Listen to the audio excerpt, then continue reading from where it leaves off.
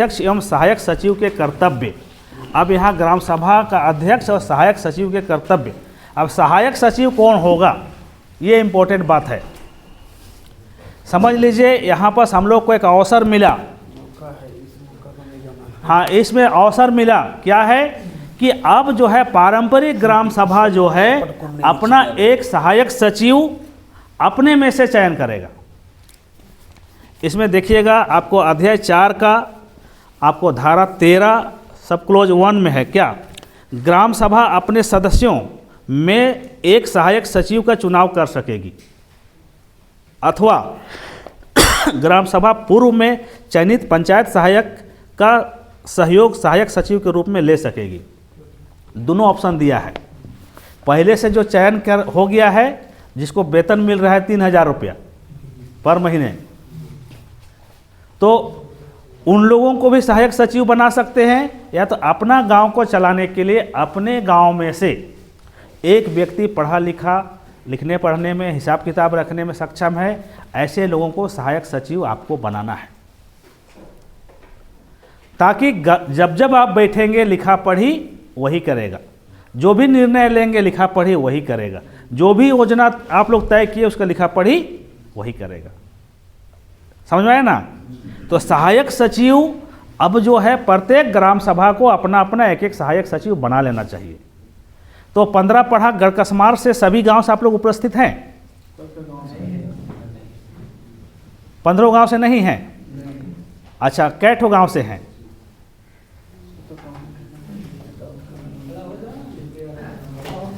अच्छा, एक चीज़ क्या है, बड़ चौरगाई से नहीं दिख रहा है हमको, जोगियारा से नहीं दिख रहा है,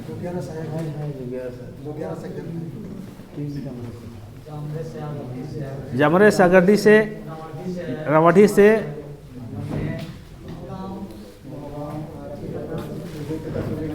अच्छा, तो मैं आप लोग को बताना चाहूँगा, यानी कि 15 में से 3-4 गो नहीं है कि नहीं, बाकी लगभग सभी गांव से आए हैं। आप लोगों को मैं धन्यवाद बार बार देता हूं और अभी भी दे रहा हूं कि आप लोग बिल्कुल आगे आगे चल रहे हैं। एक काम और करना है, सेनहा राजा और कसमार राजा और हिजरी राजा, यहाँ पर जो है एकदम केंद्र बिंदु 3 है यहाँ पर, और सट रहा है हमारा चौकनी राजा भी। 3-4 पढ़ा में हम लोग उदाहरण रूप में पहले से हम लोग जो है सारा सिस्टम को फिट करके काम करना शुरू करेंगे, है कि नहीं। इसीलिए आप लोगों को मैं सीधी सीधी अपील करता हूं कि आप लोग अपने अपने ग्राम सभा में तुरंत ग्राम सभा बैठक कीजिए जाकर के, कल परसों जो भी है, और उस ग्राम सभा बैठक गांव को सूचित कर दीजिए कि आज हम लोग सहायक सचिव का चयन करेंगे। और सबसे ज़्यादा धन्यवाद मैं उप बेल साहब को देता है। एक बार उठिए, थोड़ा सा हम लोग ताली मारेंगे। काहे सो बता रहे हैं कि सहायक सचिव को, मतलब सचिव गांव में ग्राम सभा बैठा करके सहायक सचिव का चुनाव भी कर दिए, है कि नहीं। अपने ग्राम सभा में ग्राम सभा की बैठक करा करके बाकायदे जो रजिस्टर मेंटेन होता करके सहायक सचिव का भी चुनाव कर दिए। हम लोग सोचते हैं चौकनी राजा थोड़ा सा पीछे है, लेकिन ये तो अगुआ गया है। अब भी फिक्स हो गया है महीना का इसमें बैठक। हाँ, तो कहने का मतलब क्या है कि सहायक सचिव आप लोग जितना जल्दी हो सके चयन करके अपना रजिस्टर मेंटेन करके सहायक सचिव को आप लोग जो है तुरंत प्रोजेक्ट कीजिएगा, और तुरंत जो है उसको हम लोग ट्रेनिंग देना शुरू करेंगे कैसे हम लोग को काम करना है। ठीक है, तो सभी पढ़ा राजा लोग तैयार है यहाँ पर, अपना अपना राजा प्रजा जो भी अपने अपने क्षेत्र से आए हैं। कसमार राजा लोग तैयार हैं, सेन्हा राजा से, चलिए ठीक है। हम लोग का हिस्ट्री राजा, चलिए राजा दीवान लोग तो है ये है, और चौकनी राजा से जो भी है वो लोग तो शुरुआत कर ही दिया है। इसके अलावा और भी जहाँ कहीं से है, आप लोग को भी मैं यही अपील करता हूँ कि नियम को जो, क्योंकि नियमावली बना हुआ 2 महीना हो गया, ये गजट पास हुआ जो है अब इतना दिन हो गया, और हम लोग अभी तक सो रहे हैं, आज तक पढ़े नहीं हैं। हम लोग नहीं करेंगे तो वो बना बनाया पहले से सिस्टम है, उन लोग करता रहेगा, इसलिए करना है हम लोग को। तो सहायक सचिव का इसको ध्यान रखना है, और कोरम कितना रहेगा, संख्या को ध्यान रखना है। कभी भी बैठक होगा तो संख्या जरूर जुटाना है कि नहीं। इसको ध्यान रखना पड़ेगा। अब आगे आगे मैं बताना चाहूँगा फिर क्या है, सहायक सचिव का काम क्या है। सबसे महत्वपूर्ण काम अभी मैं बताना चाहूँगा। हम लोग का पहान भाई चिंतित हो रहे थे कि मुखिया तो भाई क्या करेगा, एक हथिये में 2 तलवार, एक मयान में। हम लोग का राजा साहब भी बहुत हमको कई बार बोले हैं कि एक मयान में 2 तलवार क्या करेगा। लेकिन यहाँ पर क्या है, आप लोगों को ग्राम सभा और सहायक सचिव, इसमें पावर जो है इस बार लिखित रूप में दिया है कि मुखिया का कंट्रोलिंग पावर ग्राम सभा और सहायक सचिव के हाथों में होगा। कोई भी योजना उस गांव में देना है तो कौन उसको योजना को कौन अनुशंसा करेगा? ग्राम सभा। आप बैठ करके तय करेंगे कि फलना फलना चीज़ होना चाहिए, तब होगा, नहीं तो फिर नहीं होगा। अनुशंसा आपको करना है। अनुशंसा आप कर लिए, लिख करके दिए, फिर जो है उस योजना को काम करवाने के लिए मुखिया आएगा यहाँ पास, लेकिन लाभुक समिति का चयन फिर आप ही करेंगे, है कि नहीं? लाभुक समिति का चयन कौन करेगा? ग्राम सभा। नहीं तो मुखिया ही हमको जितवाया है ना, चलो इसी को देते हैं काम, ऐसे ही होता है अभी। लेकिन वो सब नहीं चलेगा। ग्राम सभा कह दिया कि मैं ये व्यक्ति काम करवाएगा तो वही व्यक्ति काम करवाएगा, मुखिया का चलने वाला नहीं। दूसरी बात क्या है कि वो काम पूरा हो गया, उसका टोटल एस्टीमेट, टोटल सिस्टम ग्राम सभा के पास वो कागजी तौर पे वहाँ पर ग्राम सभा मांग कर सकती है। उसका टोटल चीज़ जो है ग्राम सभा को उसको देना होगा। इसके बाद जब काम पूरा हो गया, काम पूरा हो गया तो क्या करता था मुखिया, चलो काम पूरा हो गया है, अब इसको हमको ओके करने के लिए भाई 5-5 हज़ार रुपया दो, तब हम पास कर देंगे। कमीशन जाता था उसको, काम दिलाने के लिए कमीशन जाता था। लेकिन अब क्या है, उसमें ग्राम सभा यानी कि सहायक सचिव सर्टिफिकेट जारी करेगा, ऑडिट करेगा। अभी क्या है, ऑडिटर लोग आता था ना, मनरेगा का तो सब डरता था लोग, एनजीओ करता था, एनजीओ का लोग आता था, उसमें कमी निकालता था और 10-5 लेके चल देता था, है कि नहीं? लेकिन अब क्या करेगा, इसका पावर दे दिया है ग्राम सभा को और सहायक सचिव को। इन लोग ऑडिट करेगा, सर्टिफिकेट जारी करेगा, तब जो है वहाँ मुखिया को काम फाइनल दिखेगा। नहीं तो क्या है, मुखिया का काम फाइनल नहीं हुआ तो दोबारा उसको फंड भी नहीं मिलेगा। ऐसा प्रावधान इसमें दिया है।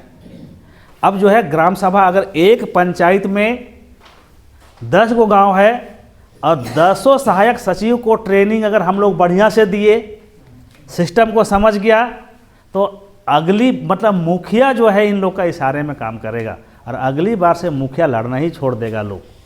क्यों? क्योंकि 5 लाख 10 लाख दे के खर्च करके मुखिया चुनाव लड़ता है और वो मतलब है फंड से कमीशन खा करके जो है वो मोटा होता है। अब जो है उसको कहीं से कोई कमीशने नहीं मिलेगा तो क्या करेगा बेचारा, लड़ेगा? क्योंकि इसमें जो लिखित पावर दिया हुआ है, मैं लाइन बाय लाइन पढ़ के इसलिए नहीं बता रहा हूँ कि हम लोग को पूरा करना है, अन्यथा जो है हम लोग पूरा नहीं कर पाएंगे, है ना। लिखित पावर है इसमें सहायक सचिव को और पारंपरिक ग्राम सभा को कि वो पूरी जो है उसका ऑडिट भी करेगा, सर्टिफिकेट भी जारी देगा। तो मुखिया का पावर लेस हो चुका है अभी। मैं बता रहा हूँ ना, अगर हम लोग मजबूत हो जाते हैं, ग्राम सभा मजबूत होती है, तो आपको 15 साल जाते जाते जो है निर्विरोध मुखिया, अरे हम लोग का रंथू मुखिया जी यहाँ पास है, किधर है दादा, है कि नहीं, कि भैया यही रहेगा मुखिया कहेगा, लोग जबरदस्ती बना देता है इसको बेचारा को।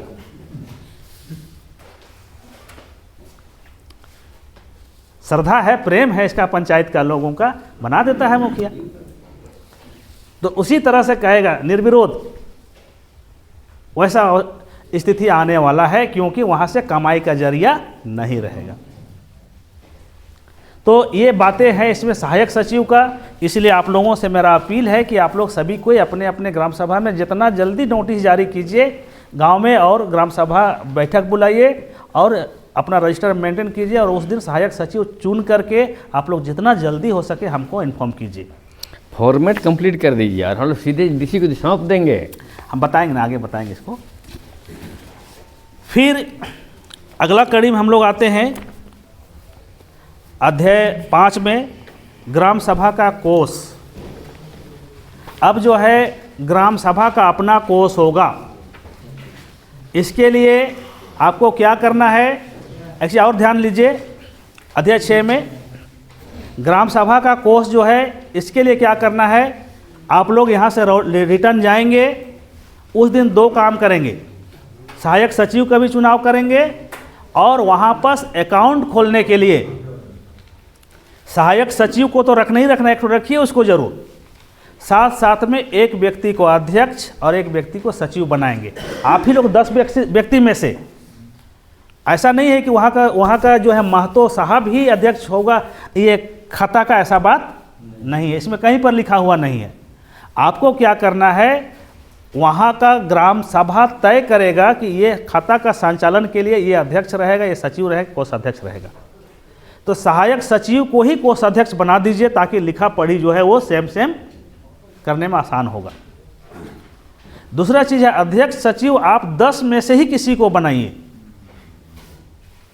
ज़्यादा बेहतर होगा, है कि नहीं। और दोनों काम एक उस दिन करना है, सहायक सचिव भी चुनना है और अध्यक्ष सचिव कोषाध्यक्ष खाता खोलने के लिए भी वहाँ पारित कर देना है रजिस्टर में कि आज जो बैठक हुआ उसमें अध्यक्ष सचिव और कोषाध्यक्ष का चुनाव किए और सहायक सचिव का चुनाव किए, और सहायक सचिव ही हमारा सचिव होगा हमारा ये, इसको भी आप लोग वहाँ पर मेंशन कर दीजिए और खाता बिल्कुल खुलवा लेना है, ठीक है। अब उसमें कोष जमा करना है। कोष कहाँ कहाँ से जमा होगा, इसका कोई कुछ पॉइंट दिया है। कई तरह का कोष रहेगा, अन्न कोष यानी कि अन्न धन जो भी है, श्रम कोष, वस्तु कोष, नगद कोष। तो ये 4 तरह का कोष दिया है जो कि हम लोग कोष बनाएंगे।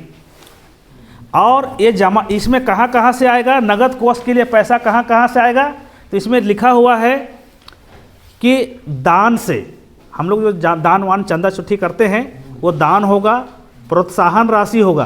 प्रोत्साहन राशि कौन देगा आपको ग्राम सभा में? प्रोत्साहन राशि कोई देता है कि नहीं देता है आप लोग को? चुनाव आता है उस समय खरीद देता है कि नहीं? प्रोत्साहन राशि देता है उस समय, उसको अब जो है वो उसको हम लोग प्रोत्साहन राशि कहेंगे। भैया हम लोग का फंड में है, प्रोत्साहन राशि जमा कीजिए कहेंगे उसको। उस दिन सब जितना आइए प्रचार करने के सब जमा कीजिए भैया, अब हम लोग का प्रोत्साहन खाता खोल दिए हम लोग, समझे कि नहीं। अब प्रोत्साहन राशि जमा करने के लिए आपको खाता भी खुला हुआ रहेगा। फिर दंड राशि, आप कोई भी चीज़ का फैसला लेते हैं गांव घर में, पारंपरिक ग्राम सभा में, जो दंड से प्राप्त होता है वो राशि, उसको भी उसमें जमा करना है। शुल्क राशि, अब शुल्क कहाँ से मिलेगा? शुल्क जो है आपका यहाँ पेशा अधिनियम के तहत जो संसाधन है, प्राकृतिक संसाधन और सामुदायिक संसाधन, दोनों संसाधन को अगर कोई इस्तेमाल कर रहा है तो वहाँ से शुल्क आएगा, उस शुल्क को यहाँ जमा करना है। अब कहाँ कहाँ से आएगा आगे का अध्याय में हम लोग पढ़ेंगे, है कि नहीं। लघु वन उपज से प्राप्त रॉयल्टी, तालाब लीज से प्राप्त राजस्व, बाजार प्रबंधन शुल्क, बालू घाट से प्राप्त शुल्क एवं अन्य आय से प्राप्त राशि को ग्राम सभा कोष में जमा की जाएगी।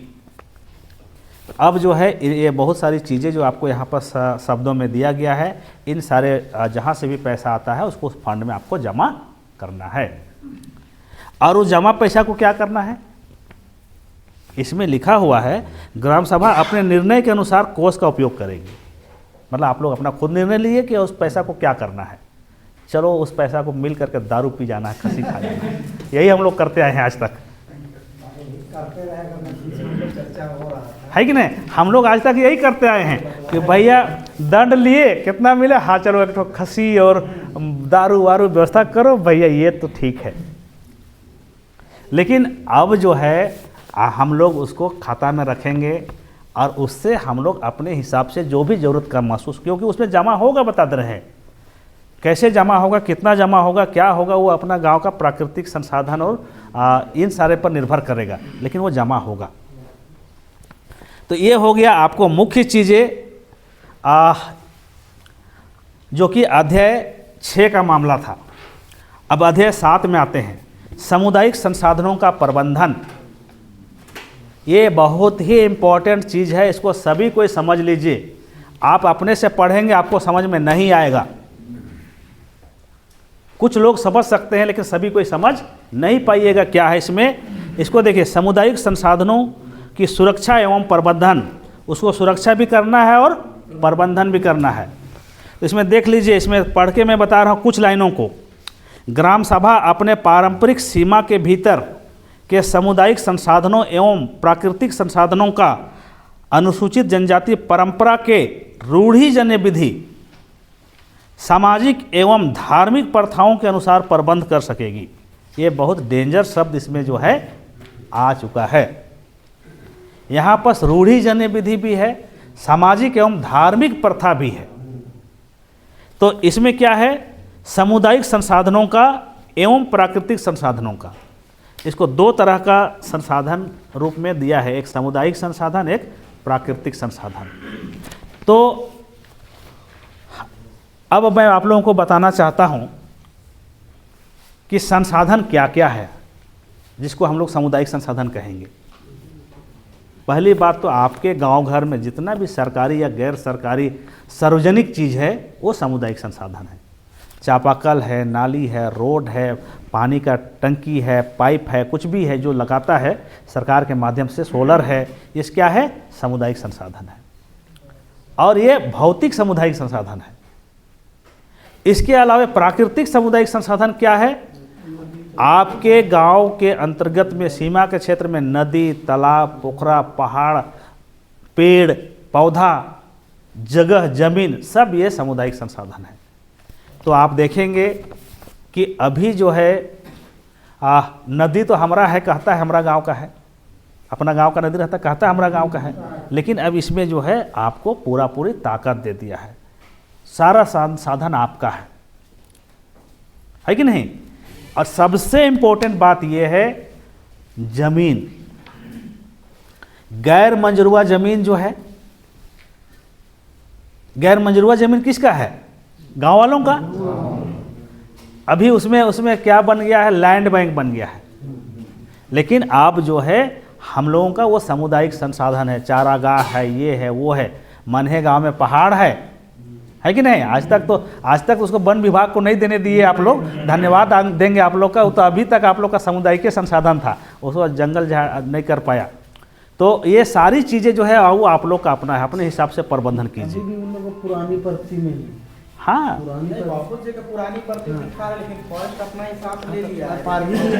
मनहे को नहीं ले पाया ना, लड़ाई किया ना, मनहे का भाई लोग लड़ाई किया,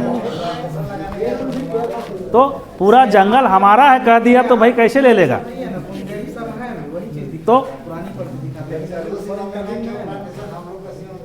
हाँ, तो आप लोग धन्यवाद देंगे आप लोगों को कि आप लोग लड़ करके भाई जंगल हमारा, आप कैसे हैं कहने के लिए सक्षम हो पाए, लेकिन आप कानूनी हक दे दिया है कि नहीं है। इसके अलावा दूसरी चीज़ मैं बताना चाहता हूँ, एक बहुत बड़ी चीज़ है हमारे समाज में कि हम क्या है, पहान तो हैं और पहनाई कर रहे हैं, लेकिन उस साल सर्वे हो रहा था, उस समय भी पहनाई कर रहे थे, तो सर्वे में मेरा नाम चढ़ गया। उसके बाद आज के दिन, आज जो है पहनाई बदली हो गया, लेकिन भी हम कह रहे हैं, मतलब उस खेत को हमें खा रहे हैं। ऐसा है कि नहीं, सभी जगह ये मामला है। और अब क्या कहता है बहुत जगह में कि भाई जमीन तो हमारा है, मेरे नाम से खतियान बन गया तो हम क्या बिगाड़ लीजिएगा, कहता है कि नहीं। लेकिन भाई वो सामुदायिक संसाधन है। अब इसमें कानून कह दिया है कि सामुदायिक संसाधन का प्रबंधन ग्राम सभा करेगा।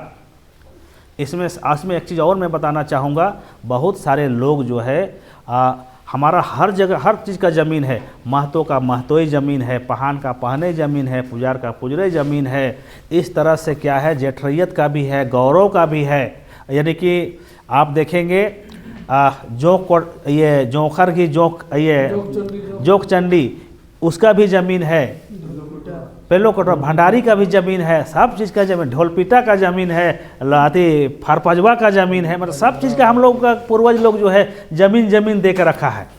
वो किसी का बपौती नहीं है, वो क्या है, सामुदायिक संसाधन है। अब इस कानून के तहत जो है हम लोग दावा कर सकते हैं कि भाई ये हमारा समुदाय गांव का संपत्ति है। आप पहान थे, आपके पास था, आज पहान बदली हुआ तो ज़मीन भी बदली होगा, है कि नहीं। और सबसे ज़्यादा दिक्कत कहाँ पर है, बहुत सारे लोग जो है पहान तो था लेकिन अब धर्म परिवर्तन कर लिया, लेकिन वो ज़मीन में कब्जा किया हुआ है कि नहीं। तो अब जो है इस कानून के तहत, इस नियम के तहत हम लोग पूरे गांव घर के लोग मिल करके इसको हम लोग अपने कब्जे में कर सकते हैं। इसके लिए वो जाएगा कहाँ जाएगा, हम लोग सब मिल करके कब्जा करेंगे तो कहाँ जाएगा, कोर्ट जाएगा, है कि नहीं, न्यायालय जाएगा। और ये सामाजिक संपत्ति से संबंधित चीज़ है, सार्वजनिक संपत्ति से डीसी के पास जाएगा। भैया डीसी के पास जाएगा तो फिर जो है ये कानून अब डीसी भी पढ़ लिया रहेगा, है कि नहीं। अब हम लोग इसको घेर सकते हैं, या कोई भी गांव में हमारा सार्वजनिक ज़मीन, महतोई ज़मीन, पहने ज़मीन खा करके महतोई नहीं कर रहा है, पहने नहीं कर रहा है, तो उसको हम लोग घेर सकते हैं। हाँ, महतोई ज़मीन है, महतोई कर रहा है तो बढ़िया बात है, पहने ज़मीन है, पहने कर रहा है तो बढ़िया बात है। तो ये घेरने के लिए हमारे पास यहाँ पर लिखित रूप में आ गया है। ये बहुत इंपॉर्टेंट पॉइंट है, सामुदायिक संसाधन, जिसका प्रबंधन भी करना है और नियंत्रण भी करना है। और इसी का 2 में लिखता है, पारंपरिक ग्राम सभा या उसकी अस्थायी समिति पारंपरिक क्षेत्र के सीमा के भीतर अवस्थित सामुदायिक संसाधनों की विवरणी अभिलेख पंजी में संधारित करेगी। यानी कि आपको गांव वाला मिल करके सबको लिखना है और सामुदायिक संसाधन का एक रजिस्टर बनाना है, और रजिस्टर में वहाँ लिखना है कि हमारे गांव में गैर मंजरुआ में इतना सारा महुआ का पेड़ है कि नहीं, इतना ज़मीन, इतना खाता, इतना प्लॉट जो है हमारा गैर मंजरुआ है, जिसको हम लोग खेती के लिए इस्तेमाल करते हैं। और ये पहने ज़मीन का खाता नंबर इतना, प्लॉट नंबर इतना है, उजरे ज़मीन कितना है, महतोई ज़मीन कितना है, सब उसमें जो है रजिस्टर में लिखना है ग्राम सभा को, और उस रजिस्टर को रखना है। और उसी रजिस्टर से शो करना है, कल के दिन कोई मतलब है कि विवाद होता है तो, ठीक है। तो ये बहुत ही इम्पोर्टेंट पॉइंट है, इसको समझने की ज़रूरत है। और बाकी बहुत सारी चीज़ें हैं, लेकिन मुख्य मुख्य चीज़ों को मैं बता रहा हूँ क्योंकि आप लोगों ने देर से आया तो देर से शुरुआत हुआ। तो अब जो है इसमें कंट्रोल हम लोग कर पाएंगे। अब है अध्याय 8, परंपराओं का संरक्षण एवं विवादों का निपटारा।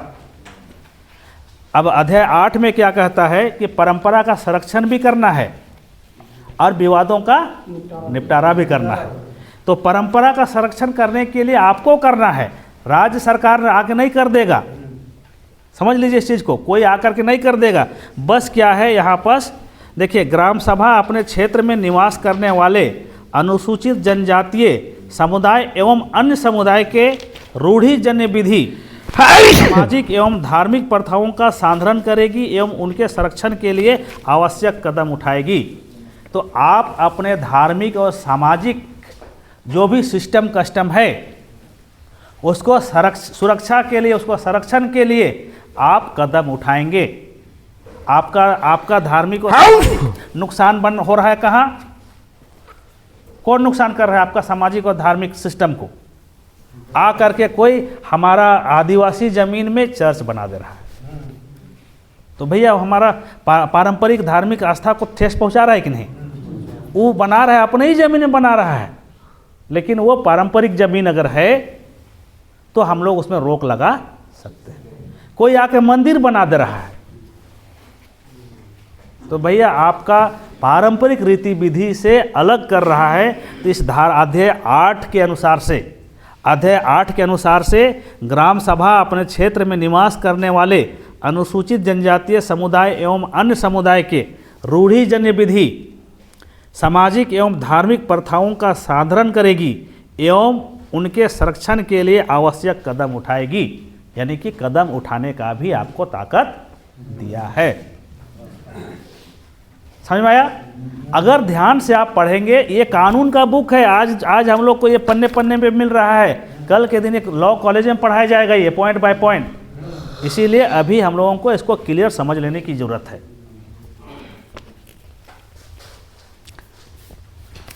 इसी में दिया है राज्य सरकार, यहाँ पर देखिएगा, राज्य सरकार द्वारा गांव के अधिकार एवं दायित्व के संबंध में निर्गत नियम अनुसूचित जनजाति की प्रथा सामाजिक धार्मिक एवं पारंपरिक प्रबंधन के अनुरूप होगा। समझ लीजिए, राज्य सरकार हो, केंद्र सरकार हो, कोई भी विधि, कोई भी सिस्टम बनाएगा, कोई भी काम करना चाहेगा, तो वो आपका यानी कि गांव का पारंपरिक यानी कि सामाजिक और धार्मिक से मेल खाना चाहिए। अन्यथा यदि ग्राम सभा देखिए यहाँ पर देखिएगा, यदि ग्राम सभा आपको अध्याय 8 का धारा 23 का आपको 23(2) का यदि ग्राम सभा में यह राय हो कि कोई नियम जिसे अनुसूचित क्षेत्र में विस्तारित किया गया है, यानी कि कोई नियम जो अनुसूचित क्षेत्र में विस्तार किया गया है, वह उनकी प्रथा सामाजिक और धार्मिक प्रथाओं और समुदाय के पारंपरिक प्रबंधन प्रथाओं या कोई भी विषय जो अनुसूचित क्षेत्र के दायरे में आता है के अनुरूप नहीं है, तो ग्राम सभा इससे संबंधित प्रस्ताव बैठक में निर्णय लेगी। समझ रहे हैं कि नहीं? मतलब है कि हमारा जो प्रथा है, हमारा जो विश्वास है, आस्था है, धार्मिक सामाजिक जो भी सिस्टम है, इसके विरुद्ध में अगर कोई नियम और कानून जो है सरकार बना करके हमको थोपना चाह रहा है, तो ऐसी स्थिति में बैठक करके हम लोगों को उसके खिलाफ में क्या करना पड़ेगा? इस प्रकार के पारित प्रस्ताव को ग्राम सभा उपायुक्त को अग्रसित करेगी। हाँ, उस वैसा कुछ भी चीज़ हुआ है तो हम लोग बैठक करके उसको क्या करेंगे और उपायुक्त को हम लोग देंगे, जिसे उपायुक्त राज्य सरकार को प्रेषित करेगी, जिसको क्या है वो राज्य सरकार को देगी। कौन? डीसी। और देखिए यहाँ क्या है, राज्य सरकार ऐसे संकल्प प्राप्ति के 30 दिनों के अंतर्गत आवश्यक कार्रवाई हेतु एक उच्च स्तरीय समिति का गठन करेगी, जो 90 दिनों के अंतर्गत अपनी सलाह राज्य सरकार को प्रेषित करेगी। राज्य सरकार ऐसे संकल्प प्राप्ति के 160 दिनों के अंदर लिए जा रहे निर्णय या लिए गए निर्णय को ग्राम सभा को सूचित करेगी। समझ लीजिए, आपकी परंपरा, आपकी संस्कृति, आपकी धार्मिक, आपकी आस्था के विरुद्ध अगर राज्य सरकार, केंद्र सरकार कोई ऐसा सिस्टम ले आता है, कोई सिस्टम बना लेता है जो हम लोगों को ग्राम सभा को लगता है कि हमारे विरुद्ध है, हम लोग लिख करके इसको डीसी को देंगे, डीसी राज्य सरकार को देगा और राज्य सरकार वहाँ पर से एक टीम गठित करेगा 30 दिनों के अंतर्गत, और वो 90 दिनों के अंतर्गत रिपोर्ट उन लोग का 160 दिन तक जो है 160 दिनों के अंतर्गत उसको फाइनली यहाँ पर उसका निर्णय देना है, उनको नियम में बांध दिया है।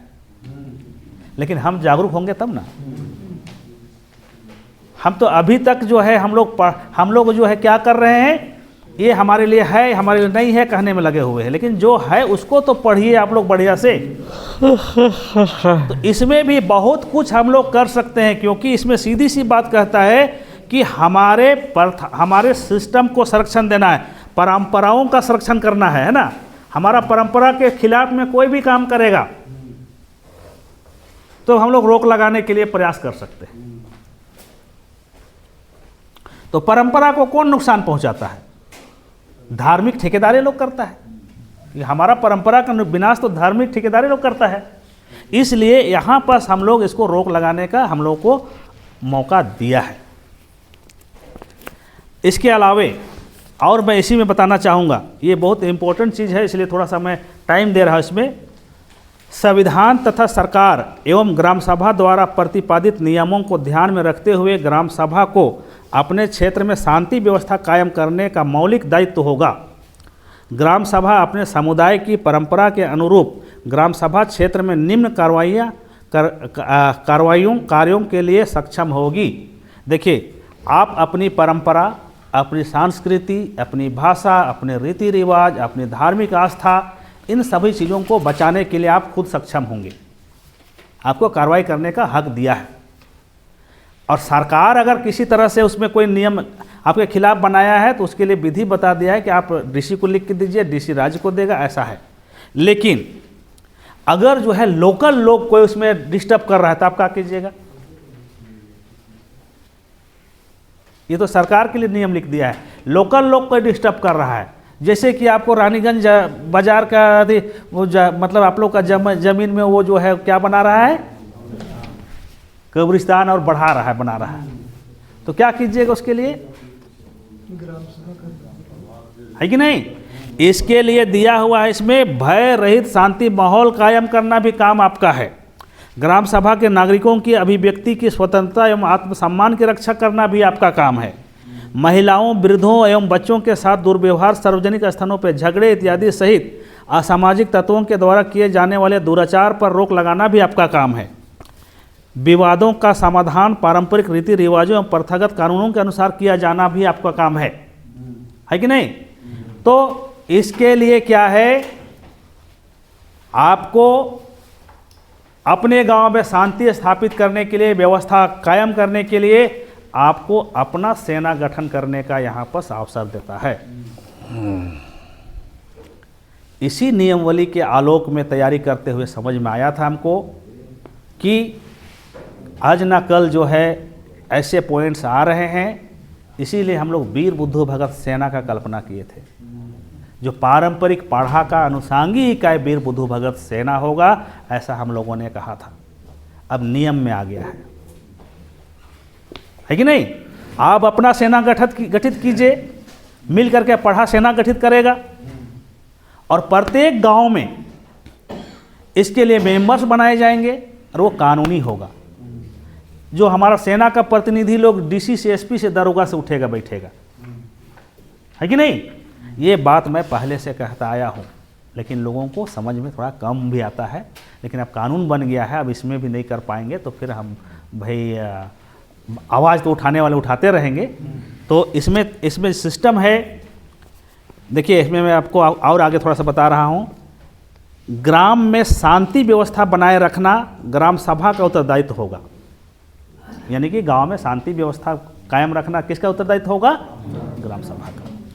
ग्राम सभा यह सुनिश्चित करेगी कि सुनवाई हेतु अस्थायी समिति का गठन किया जाए। सुनवाई के लिए अस्थायी समिति का गठन किया जाए, जिसमें समिति के अंतर्गत शिक्षित, प्रतिष्ठित एवं प्रभावशाली व्यक्तियों को सदस्य बनाया जाए। ठीक है, यानी कि आप वो समिति गठित कर सकते हैं। कौन समिति? वीर बुद्धू भगत सेना का समिति गांव में अस्थायी समिति गठित कर सकते हैं। मतलब एक उदाहरण मैं दे रहा हूँ, एग्जाम्पल बता रहा हूँ। ये अवसर यहाँ पर है आपको। इसमें कुछ चीज़ों को बाध्यता किया है, यानी कि कौन लोग हो सकता है इसमें? आपराधिक इतिहास ना हो। इसमें कहता है कि वैसा लोगों को वहाँ पर नहीं, अध्यक्षता नहीं बना देना है जो कि आपराधिक इतिहास हो।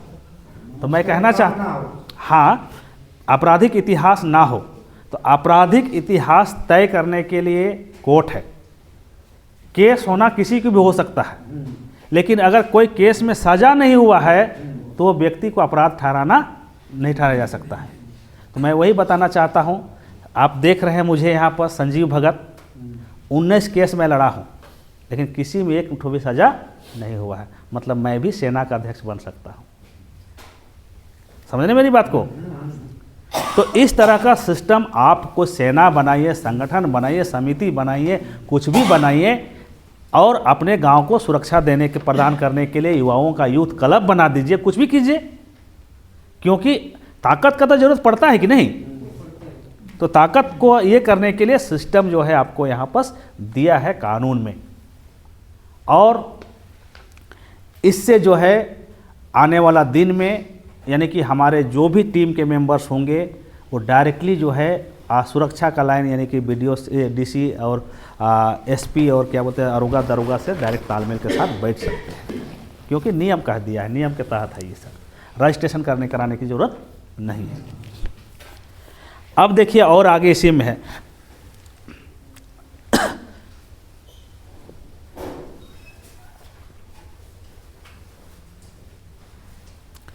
इसमें देखिए और एक चीज़ है, इसको पाढ़ा का रोल इसमें दिया है, थोड़ा समझ लीजिए। कोई भी विवाद हुआ गांव में, कोई भी समस्या हुआ, कोई भी निर्णय लेना है, तो यहाँ पर मैं अंडरलाइन किया हूँ, पारंपरिक रीति रिवाज के अनुसार मान्यता प्राप्त व्यक्ति जो माझी, मुंडा, मानकी, पाढ़ा राजा, परगनेत, पहान, महतो या किसी भी अन्य नाम से जाने जाते हो, उसका स्थायी समिति द्वारा सुनवाई में सहयोग लिया जाना अनिवार्य होगा। यानी कि अस्थाई समिति जो सुरक्षा समिति होगा, जो सेना होगा, वो कोई भी निर्णय लेने के लिए वहाँ पर बैठक किया है, उसमें क्या है कि पारंपरिक व्यवस्था का अगुवा होना वहाँ पर अनिवार्य है। यानी कि जब तक कोई पारंपरिक व्यवस्था का अगुवा उस सुनवाई में शामिल नहीं हो है तो उसका सुनवाई को मान्यता नहीं मिलेगा। इसीलिए अनुषांगी इकाई, पारंपरिक व्यवस्था का अनुषांगी इकाई वीर बुद्धू भगत सेना हमने बनाया था। ये सिस्टम इसमें चिन्हित है।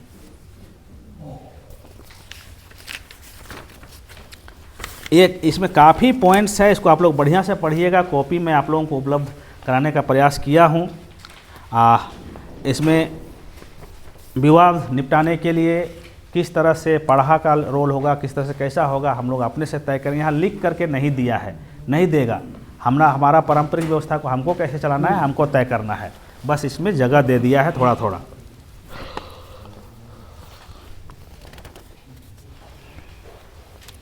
अच्छा, यहाँ पास एक पॉइंट को हम पढ़ते हैं जो कि 7वां है।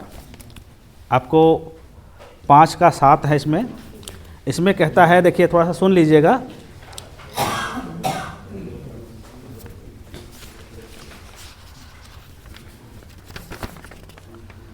ये अध्याय 8 का धारा 23 का 5 में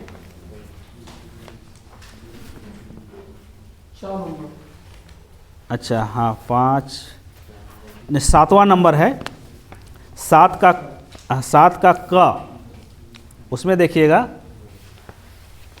अच्छा, ये उससे पहले थोड़ा सा हम लोग पुलिस की भूमिका को भी पढ़ लेते हैं। यहाँ पर सामने दिखाई दिया इसलिए बता दे रहे हैं। पुलिस की भूमिका, पुलिस द्वारा यथाशीघ्र गिरफ्तारी के संबंध में पूरी जानकारी ग्राम सभा को देनी होगी। यह अवधि 7 दिन से अधिक नहीं होगी।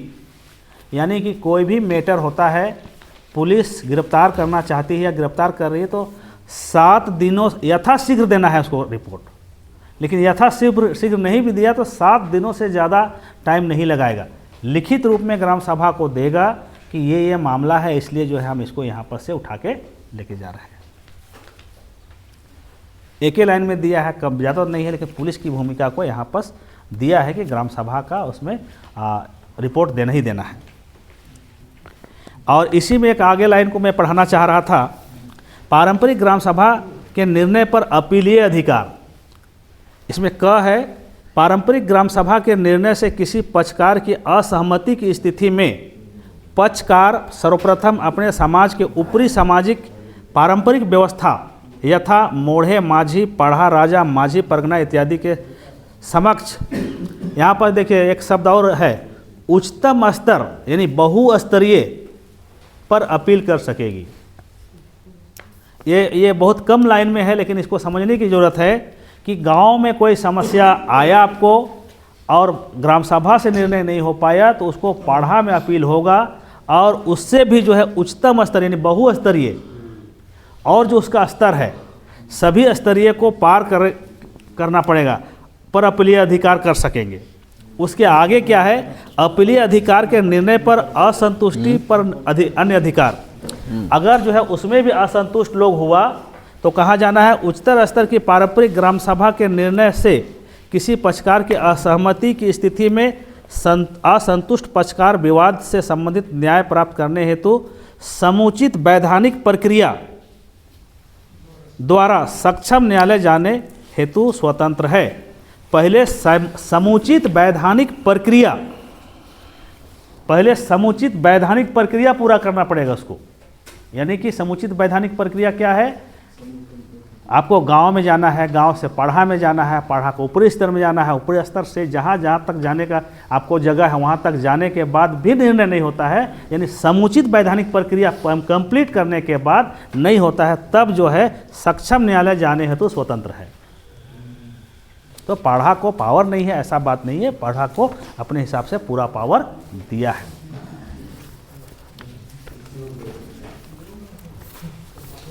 अच्छा, टाइम कितना हो गया, खाना पीना का हम लोग भूल जा रहे हैं।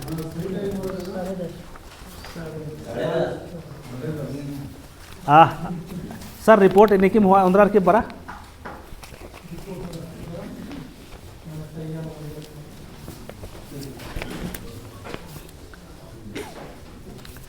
तो अध्याय 8 तक हम लोग पढ़े, एक अध्याय और इसमें मैं जोड़ रहा हूँ, अध्याय 9 तक जो है सिर्फ और सिर्फ ग्राम सभा के संबंध में ही है पूरी चीज़ें। टोटल 17 अध्याय है, 17 अध्याय में अध्याय 9 तक जो है सिर्फ ग्राम सभा का संचालन, ग्राम सभा का सिस्टम कस्टम और ग्राम सभा का ये में ही है इसमें निहित। एक अध्याय और पढ़ लेते हैं हम लोग, उसके बाद अध्याय 10 से शुरुआत होंगे, वो आपको धड़धड़ पार होगा, उसमें बहुत ज़्यादा समय नहीं लगेगा। तो अध्याय 9, अच्छा मेरा बात समझ रहे कि नहीं आप लोग? कहीं पर सवाल नहीं आता है और हम भी पार करते चले जा रहे हैं, टाइम कम हो इसलिए हमको जो है थोड़ा सा लग रहा है कि आगे बढ़ाया जाए। समझ रहे हैं ना आप लोग? तो अध्याय 9 है, यहाँ पर देखिएगा, विकास योजना का अनुमोदन, लाभार्थियों की पहचान और सामाजिक क्षेत्र के संस्थाओं के कार्यों पर नियंत्रण। ये एक एक शब्द को बहुत बढ़िया से समझने की ज़रूरत है। योजनाओं का अनुमोदन यानी कि आपके ग्राम सभा क्षेत्र में जितना भी योजना होगा उसका अनुमोदन कौन करेगा? ग्राम सभा। दूसरा पॉइंट है लाभार्थियों की पहचान, यानी कि लाभार्थियों की पहचान यानी कौन सा योजना का लाभ किसको दिया जाए उसका भी पहचान ग्राम सभा ही करेगा। और सामाजिक क्षेत्रों के संस्थाओं के कार्यों पर नियंत्रण। अब इसके अलावा सामाजिक क्षेत्र के जो कार्य है उस पर नियंत्रण करना आपका काम है। अब सामाजिक क्षेत्र कौन कौन सा है मैं आपको बता रहा हूँ।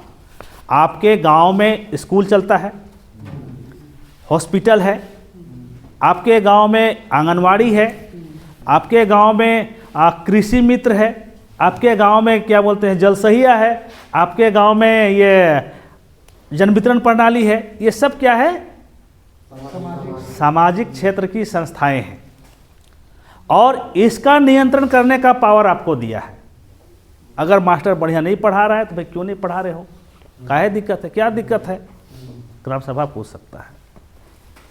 दूसरी बात है कि जन वितरण प्रणाली में वजन किलो मार रहा है, काहे काट रहे हो भैया, ये सब करने का यानी कि टोटल पावर आपको इस धारा में दिया है। और इसके अलावे गैर राजनीतिक संगठन यानी कि एनजीओ संस्थाएं, ये तो अस्थाई हो गया ना। कोई भी एनजीओ जैसे प्रधान काम कर रही है या कोई भी और संस्था जो है जैसे पीएस है सब काम कर रहा है कि नहीं, बहुत सारे संस्थान काम कर रहा है। तो अब जो है आप सभी संस्थाओं पे लगाम लगा सकते हैं। उसको बोलिए कोई भी संस्था वहाँ आपका क्षेत्र में काम कर रही है तो आप टोटल डाटा हमको बताइए कि आपका योजना क्या है, काम क्या है, आप कितना क्या क्या करना चाहते हैं, सारा टोटल चीज़ पूछ सकते हैं। और आपको लगता है कि इसको नहीं काम करना चाहिए, हमारा क्षेत्र हमारा गांव में आपका कोई काम नहीं है, भागिए यहाँ से, तो नहीं आएगा, है कि नहीं? गांव निर्णय लेगा उसको। तो इस तरह से जितनी भी संस्थाएं हैं सबको नियंत्रण करने की पावर आपके पास है। इसके अलावे कोई अन्य लोग जो अन्य लोग मीन्स जो है अनरजिस्टर्ड जो सरदार लोग आकर के लेबर लेके चल जा रहा है, उसका कोई गिनती नहीं है। तो उन सारे लोगों का भी जो है नियंत्रण आप कर सकते हैं। इसमें रिपोर्टिंग देना पड़ेगा उसको कि भाई किसको किसको कहाँ लेके जा रहे हैं, क्या कर रहे हैं, सारा चीज़। यह गांव अगर जागरूक है तो गांव को रिपोर्टिंग देना अनिवार्य है। रिपोर्ट नहीं किया तो जो है उसके ऊपर कार्रवाई कर सकते हैं हम लोग और आप लोग सभी कोई। तो इन सारे चीज़ों को लाइन बाय लाइन पढ़िएगा और इसको जो है समझने का प्रयास कीजिएगा। मैं आपको सीधे तौर पे बता दिया कि ये जितने भी संस्थान हैं, जितने भी ये उपक्रम हैं, सभी को जो है कंट्रोल करने का पावर जो है ग्राम सभा के पास आ चुका है। इसके अलावे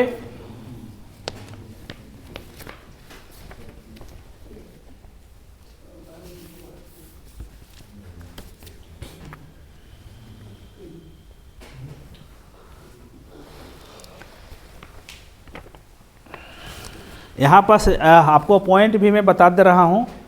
ये अध्याय 9 का 24 से 24 अंगा का 2 में है, ये थोड़ा सा 2 का क में है, छोटा सा पॉइंट है, इसको ध्यान रखिएगा। ग्राम सभा की बैठकों में उसके क्षेत्र में कार्य करने वाली सभी सरकारी एवं गैर सरकारी एजेंसियों के द्वारा गांव में चल रहे प्रत्येक कार्य से संबंधित विवरण उपलब्ध कराएंगे। यानी कि कोई भी गांव में काम चल रहा है, इसका सारा चीज़ जो है डाटा ग्राम सभा को देना उसका बाध्यता है। और यहीं पर खा में देखिए, कार्य की गुणवत्ता, व्यय के प्रमाणन इत्यादि से संबंधित किसी आपत्ति को ग्राम सभा के सामने प्रस्तुत किया जाएगा। आवश्यकता पड़ने पर ग्राम सभा इस मुद्दे की जांच कर सकती है एवं सुधार के लिए उचित निर्देश दे सकती है।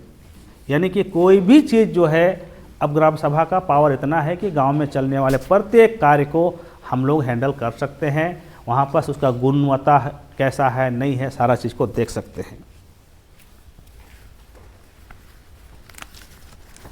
और इसमें काफ़ी लंबा चौड़ा है, इसको बढ़िया से पढ़ना पड़ेगा आप लोगों को। और समय समय पर लाइन बाय लाइन पढ़ने लायक टाइम में हम लोग नहीं आ पाए, इसलिए मैं इसको पूरा कर रहा हूँ, अन्यथा छूट जाएगा तो उचित बात नहीं होगी। क्योंकि ये पढ़ने के बाद हम लोग को चर्चा भी तो करनी है, बहुत सारा चीज़ों को समझना जानना भी है। अभी तो मैं बता रहा हूँ, उसके बाद जो है इसमें हम लोग मंथन करेंगे और थोड़ा देर देखेंगे अपने से, फिर जो है सवाल जवाब भी करेंगे।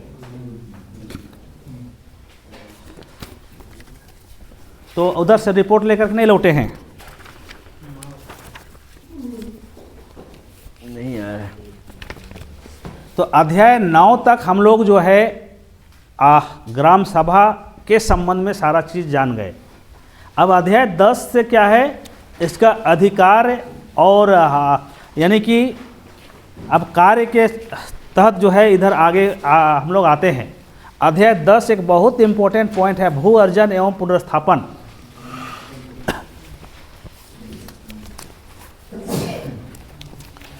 तो रेडी रही तो कैसा खाना पीना खा लिया जाए, काफ़ी देर हो रहा है। खा लिया जाए। तो रेडी है तो रेडी करने सब चीज़ ये कीजिए। बाकी नहीं पूरा करेंगे, फिर समय खाने का निकल जाएगा, इसलिए हम लोगों को हाँ अध्याय 10 एक ठोक पूरा कर रहे हैं। 10 में तो कुछ नहीं, एक ही तो चीज़ डिटेल है तो। हाँ, आप लोग सेटअप कीजिए और थोड़ा सा पानी हमको दीजिए, सेटअप कीजिए। तो अध्याय 10 को हम पूरा कर लेते हैं।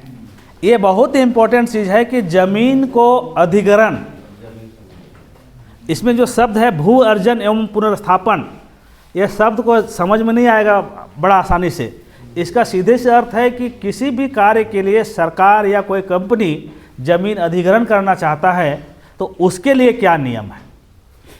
तो एक चीज़ आपको मैं बताना चाहूँगा, CNT एक्ट की धारा 46 में अधिग्रहण करने की क्षमता दिया है सरकार को। किस किस काम के लिए? सार्वजनिक कामों के लिए। उसको हम लोग आगे पढ़ेंगे। उसको केवल जो है वो सरकार कर सकती है, लेकिन यहाँ पर देखिए स्पष्ट रूप में ये कानून बहुत ही बेहतरीन बना है मेरे हिसाब से इस पॉइंट को लेकर के। एक शब्दों में ये चीज़ जो है मैं इसके लिए गुजरात को भी मैं कॉपी भेजा था, वहाँ से भी मैं प्रयास किया। उन लोग बोला कि ये बहुत इम्पोर्टेंट पॉइंट है, और ये क्या बोलते हैं ये राजस्थान मीना सर के पास भी मैं भेजा था, वो भी बोला कि ये देखिए बहुत इम्पोर्टेंट पॉइंट है इसमें ये चीज़। तो इम्पोर्टेंट पॉइंट क्या है सो समझ लीजिए। इसमें मैं पढ़ के बता रहा हूँ। भू अर्जन एवं पुनर्स्थापन विषय अंतर्गत ग्राम सभा से पूर्व सहमति प्राप्त की जाएगी एवं उक्त विषय पर विचार हेतु ग्राम सभा की प्रत्येक बैठक में कोरम की बाध्यता अनिवार्य होगी। बाकी कुछ बैठक में कोरम की बाध्यता नहीं भी कहा है, लेकिन इस बैठक में कोरम की बाध्यता अनिवार्य है। यानी कि ज़मीन का अधिग्रहण करना है सरकार को या कोई कंपनी को ज़मीन लेना है, तो अब क्या है कि अगला जो नियमावली था या 2015 का नियमावली है, उसमें क्या है कि परामर्श करेगी, है ना। उसमें क्या है कि ग्राम सभा से परामर्श लेगी। परामर्श लेना मतलब क्या होता है? सलाह लेना। लेकिन यहाँ कह रहा है कि पूर्व सहमति प्राप्त करेगी। परामर्श करना और सहमति प्राप्त करना में अंतर है कि नहीं? यानी कि अगर आप सहमति नहीं दिए तो भूमि अधिग्रहण नहीं होगा। लेकिन पहले जो नियम था उसमें परामर्श कर रहा था, मतलब आपसे विचार करेगा, विचार विमर्श करेगा, आप दे या ना दे ले लेंगे। लेकिन यहाँ पर क्या है कि अब जो है इस नियमावली के तहत अगर आप नियम जानते हैं, कानून जानते हैं, जागरूक रहते हैं, तो फिर जो है आपका ज़मीन को वापस, यानी आपका ज़मीन को नहीं ले सकता है। और एक चीज़ मैं बताना चाहूँगा, हमारे क्षेत्र में CNT एक्ट कानून लागू है ज़मीन से संबंधित। कितना कोई को पता है? पता है ना? सबको पता है। कितना कोई पढ़े हैं उसको? बहुत कम लोग। इतना भयानक कानून है वो कि आपका ज़मीन को कोई खरीद ही नहीं सकता है दूसरा कोई,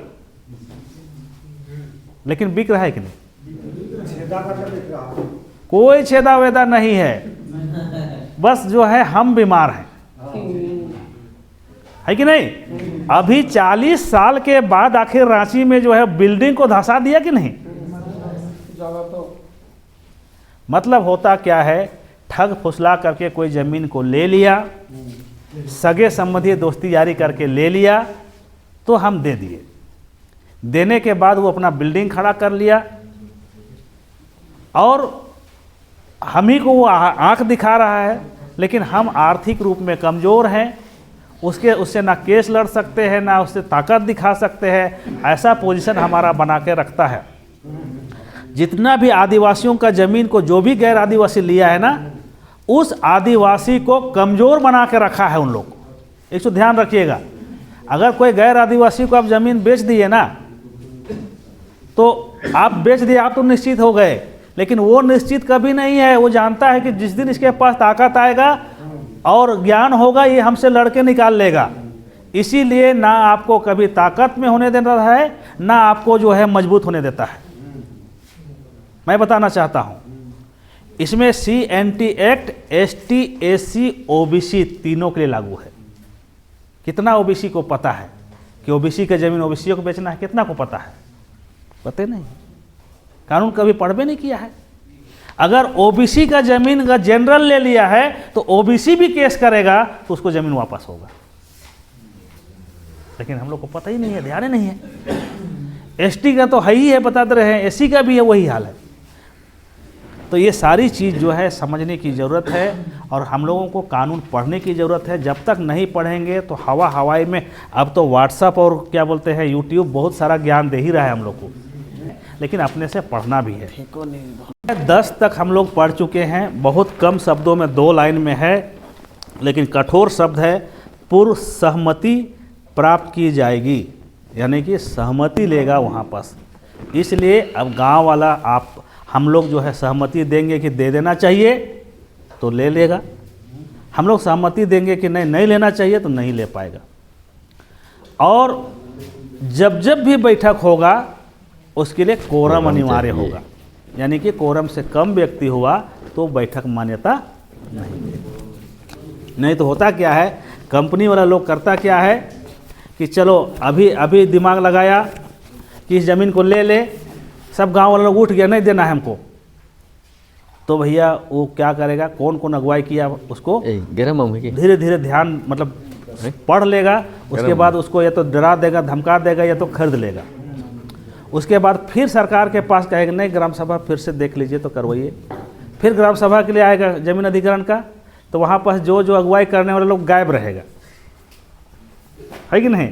उसके बाद कम हो जाएगा, संख्या कम हो जाएगा, तो भाई अब ऑटोमेटिक जो है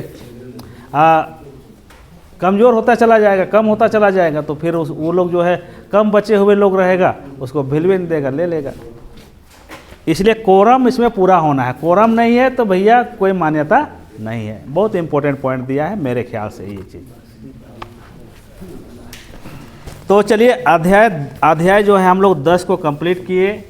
अब थोड़ा सा टाइम को ध्यान देते हुए चलिए खाना पीना खाते हैं। उसके बाद फिर 11 से लेकर के 17 तक पढ़ेंगे। फिर 17 तक पढ़ने के बाद इसमें मंथन भी करेंगे, कहीं पर क्या क्या और कमी बेसी है। देखिए अभी तो हम लोग प्लस पॉइंट में बात कर रहे हैं, कुछ माइनस पॉइंट भी है कि नहीं। तो माइनस पॉइंट क्या क्या है, कैसे हम लोग इससे निपटेंगे, सारा चीज़ों को हम लोग ध्यान देंगे। तो अभी के लिए जो है रोक दिया जाए।